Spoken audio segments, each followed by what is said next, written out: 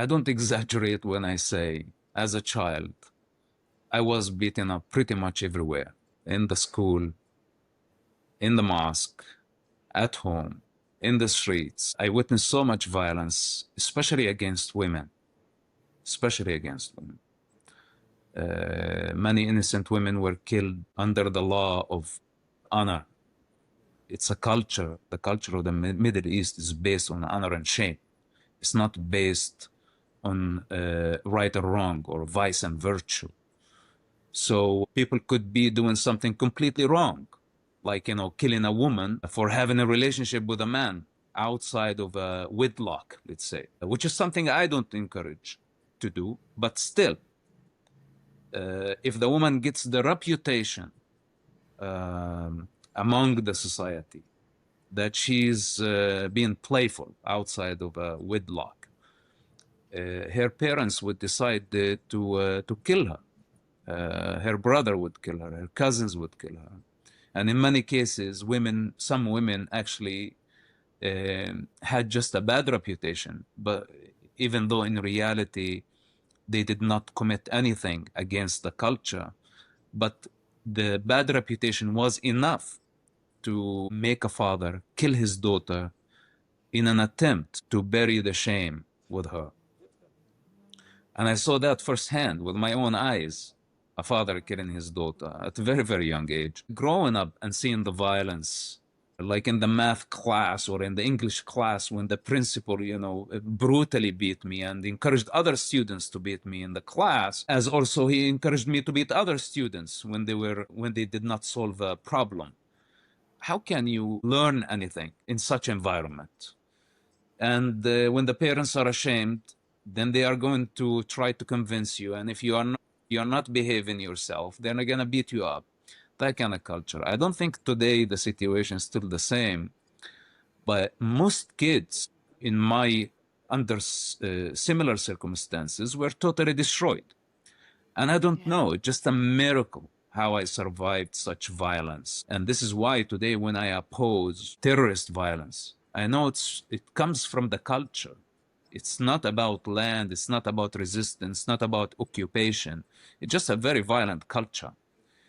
And of course, one of the things that I hated was to export or blame Israel on our social problems, things like by the name of occupation. I did not buy it. I did not buy it. This experience, of course, became at its climax, if I can say, when I was in prison. My first imprisonment, I spent about 16 months among Hamas leaders and among Hamas members. Hamas was desperately seeking or trying to find who gave information to Israel, basically looking for suspect collaborators. During that time, Hamas killed and tortured hundreds of prisoners. And let me name some of these people who were in prison at that time, responsible for the torture. Sheikh Saleh al-Aruri, one of the architects of October 7 attacks. Yahya Sinwar. Ismail Haniyeh was the head of the Hamas security wing. Ibrahim Hamid, mass murderer, who Hamas want to release in exchange for the innocent hostages in Gaza. Abdullah al-Barghouthi, Hamas bomb maker. They want him released in exchange for the hostages. So what a coincidence that I had to live with these people firsthand and see their brutality. And in many of the cases, the prisoners who were tortured in prison, and I'm talking about Palestinian prisoners, Hamas members, as you maybe see some of the videos circulating on the social media where Hamas brutally beating people, Gazans. This is not a surprise to me. And the world is in denial. Even though I brought to them a first-hand experience, to them, these people cannot be trusted with anything. They don't have accountability to any human value. Their interest is in the afterlife. Their interest is not in this life. They don't have the capacity or the will or the desire to build. They only know how to destroy. So, but for some reason, people don't want to listen because it looks like I invite them to get out of their comfort zone and think that this is not just a two-dimensional reality. It's a paradox. And if they haven't lived it, they're only capable to see just one side of that paradox. So anyway, the experience in prison, that was, if I can say, if it's accurate to say, a turning point. But the truth is, it's a chain of events. It's a chain of events. All of them are depending on each other. And this is how I arrived at this place and at this space. I can go on and on forever trying to describe this problem. And from the beginning of this war, I said, don't blame Israel. Israel is not the problem in this case. It's people seeking death and committing basically suicide. So all the attempts to try to blame Israel and say, because of the occupation, we have this problem, is untrue. We can look at Syria. Look what happened to the Jews just recently. Look at Lebanon, what the Palestinians did in Lebanon. Look at Jordan, what they did in Jordan. It's a phenomena. It's a 7th century mentality, tribalism, does not believe in democracy. And all the Western countries trying to push democratic values on such society will not work because they don't embrace it, basically. So I don't know where is the beginning and how the end is going to be. It is what it is, and I hope more people will listen. During the Second Intifada, Israel suffered more than 100 suicide bombing attacks. And I did everything within my ability to stop suicide bombers before they reach their target, killing civilians indiscriminately, which, by the way, were not only Jews.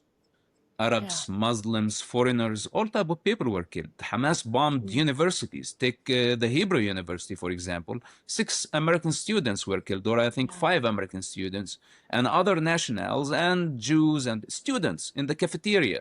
Ibrahim Hamid and Muhammad Irman put the bomb in the Hebrew University cafeteria.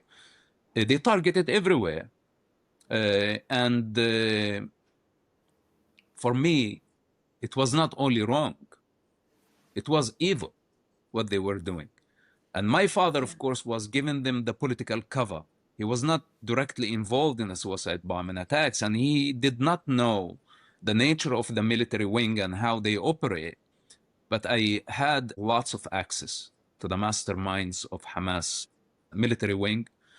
I knew a lot about them. And humbly, I'm saying, I knew about them a lot more than my father did. So when I wrote the book, I wanted him to just understand the dynamic of such a new generation of Hamas that he was not actually in charge of, that he could not control.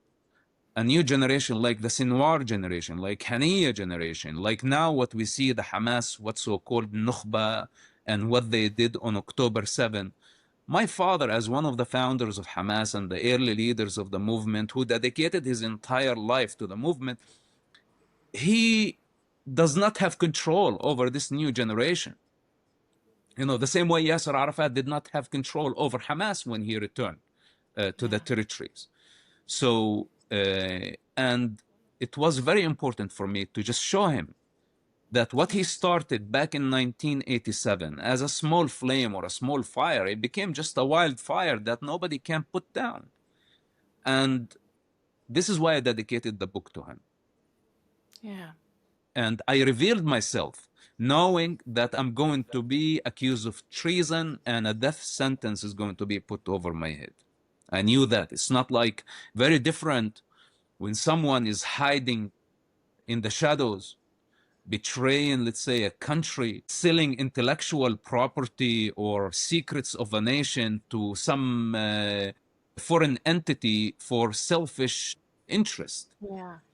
In my case, I traded all my security and status, my comfort, for the sake of saving human lives. It cannot be compared. If I wanted money or fame or power, this was all within Hamas. At some point, I was in charge of Hamas money. So anyway, that was my moral responsibility. And I decided not to keep it in the hiding. It was part of my integrity and my responsibility, especially after I left the region safely, to write it down firsthand with integrity, honesty, what's for me and what's against me.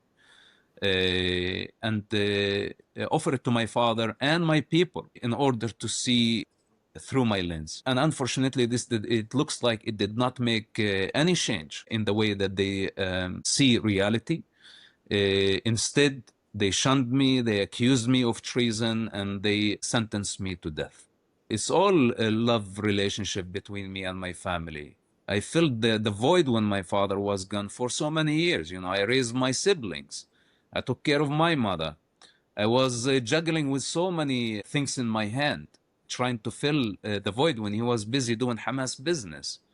And I myself suffered as a child because of his Islamic project and Hamas project. I myself was in prison close to 2 years because of this thing.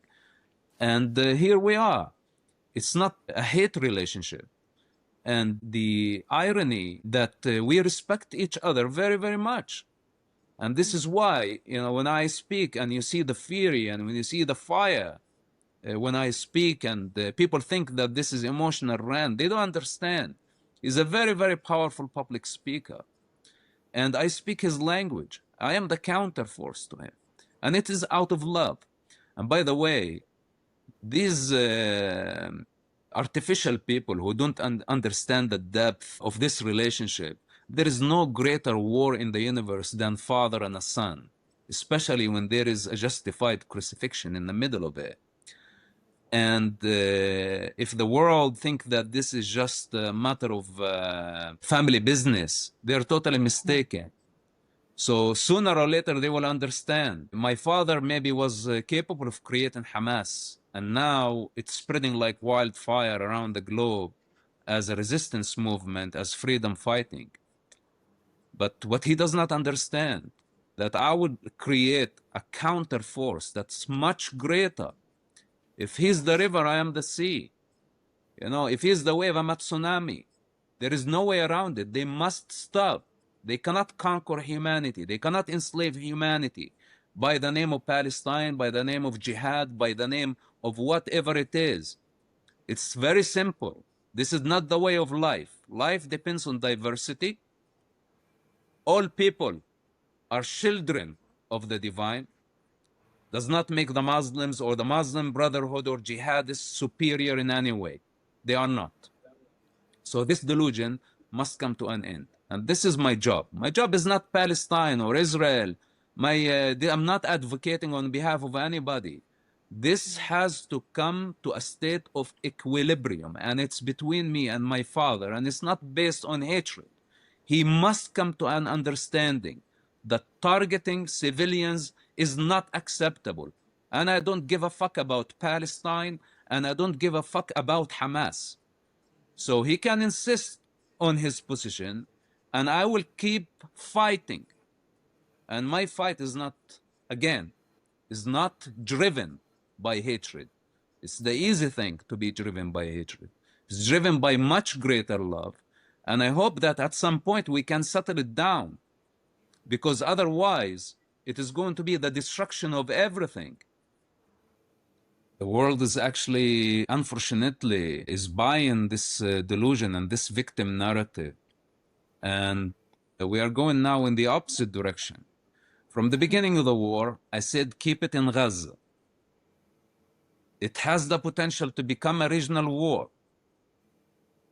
The United Nations, the United States president, nobody listened, even though I was shouting out loud, understanding the seriousness of this situation. I said, open the borders and get the civilians out of Gaza to Sinai. Take the card from Hamas, because I knew that is going to be a massacre. And nobody listened.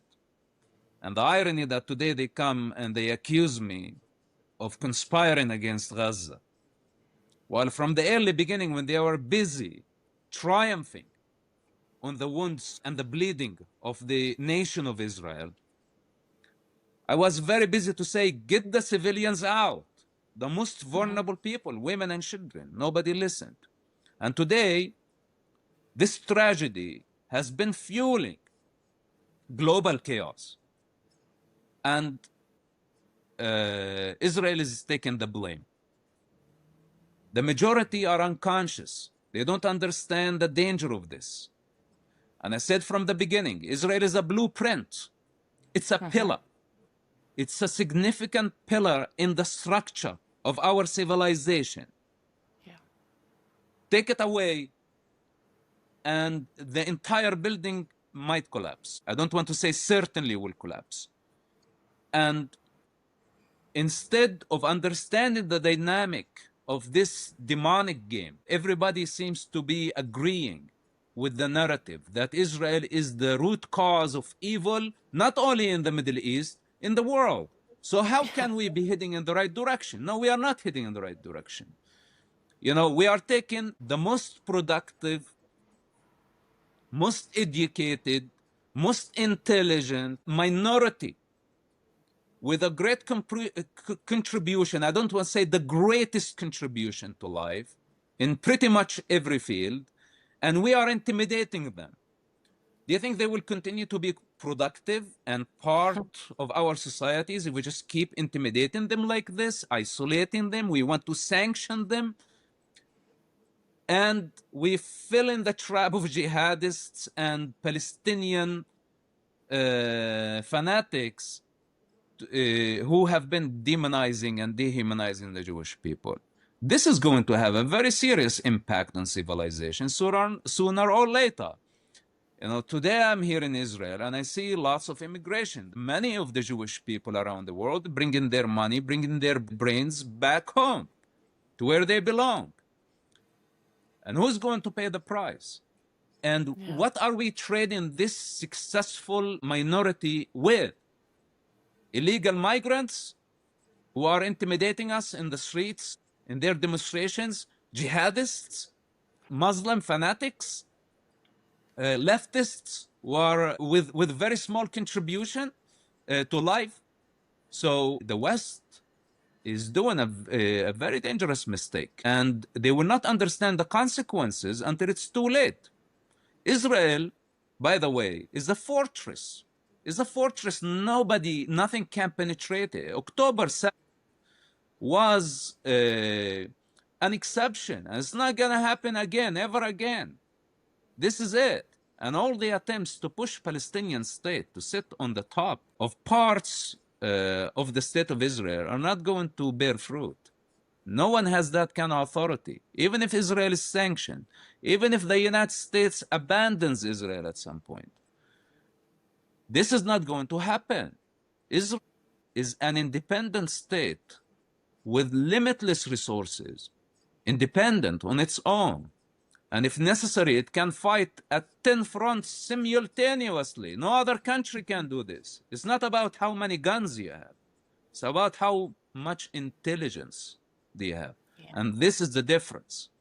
And countries understand this. But compromised politicians, unfortunately, trying to please the newcomers, the Muslim migrants, who now become a voting base. This is what they are trading. They are trading Jewish intelligence for a bunch of votes so they can stay in their small, short-term political trip. So this is the reality we are dealing with, and we are not heading in the right direction. Generation after generation, how many generations of those Muslims come into the West who just instead of integrating and transforming, they went back to the old habits, and they, instead of bringing the West to the East, they want to bring Mecca to the West. The Meccan values, 7th century mentality, where in Mecca, non-Muslims are not even allowed. Why? Because they are considered filth. And this is Saudi Arabia that has bought huge parts of London, of the British bonds, of the French bond, and of course, politicians have been compromised. So now instead of serving their own people, they are serving the interests of foreign entities. This is the financial jihad that we are dealing with. It's not only, jihad is not only physical by the means of the sword. There is financial jihad. Actually, the Muslims who choose not to fight physically by the means of the gun, they are encouraged in the Quran to fight with their money. And today, when we look how much assets they have been buying, you understand that this is a financial, economical, diplomatic jihad taking advantage and exploiting the democratic values. And people are not understanding the culture and the danger of such thing. So now what happens in this situation? If the government continues to betray the indigenous of the land and the people will continue to feel unsafe, of course they are going to fight and take the fight on their own. But in this case, Europe would be heading towards a civil war, because I know for sure the Muslims won't be able to conquer Europe. They cannot, not through democracy, not through violence. People are not stupid, and they see the situation, and they see the propaganda, and all the attempts to launch the Islamic attempt to take over. So if they continue failing their people, it's going to turn violent. Yeah. And this could lead to the collapse of governments, could lead to the collapse of society. Previously, I said that Western leaders who don't understand this situation will fall, and people take it out of the context. As I was a Mossad threatening Western politicians. This is the game of manipulation. And simply what I'm saying, if Western leaders don't serve their people, their countries, their constitution, and keep their state of denial, the situation is going to explode sooner or later. And I don't think, look, Hamas is embedded in Gaza. It's not only Hamas, it's Palestinianism.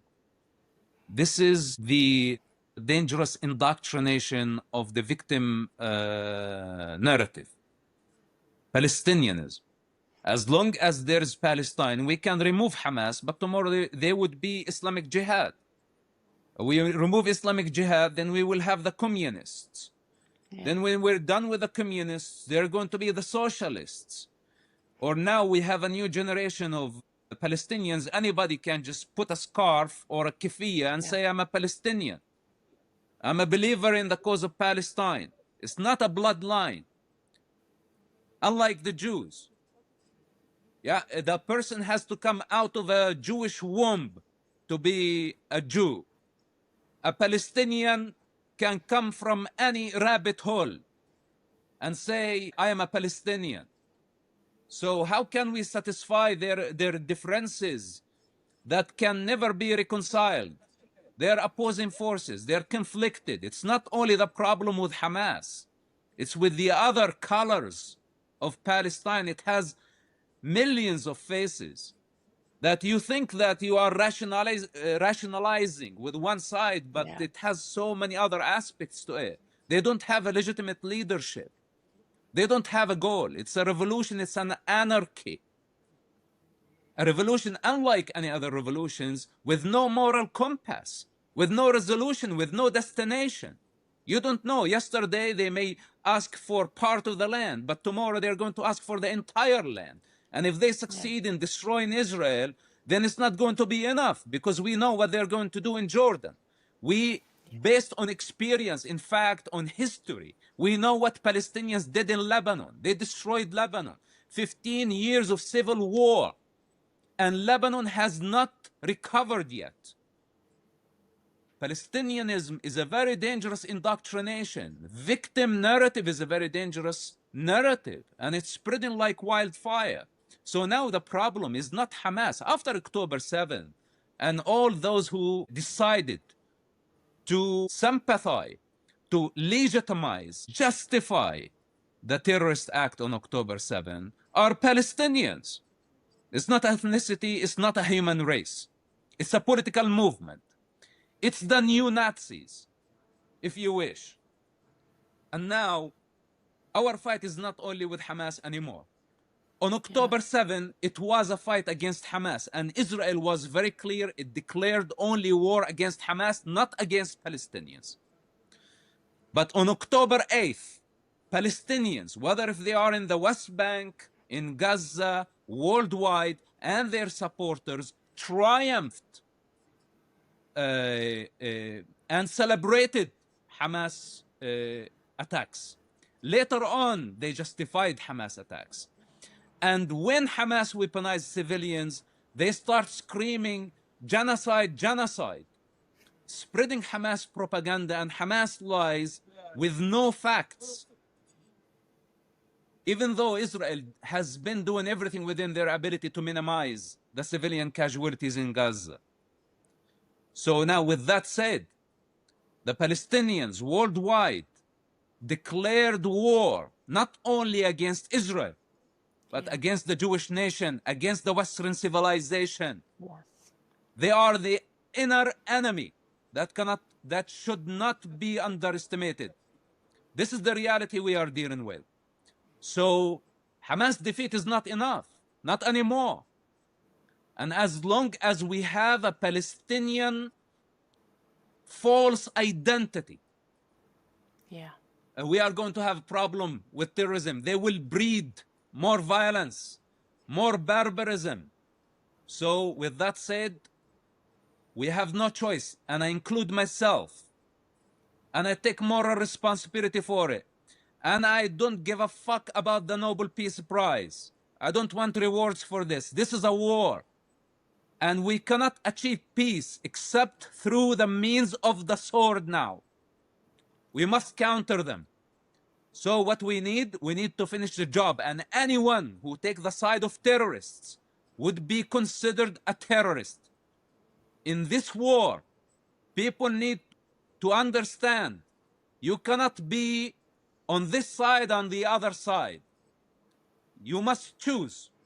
You take the side of good, you take the side of democracy, of value, of virtue, or you take the side of barbarism, terrorism, raping, killing, looting, kidnapping.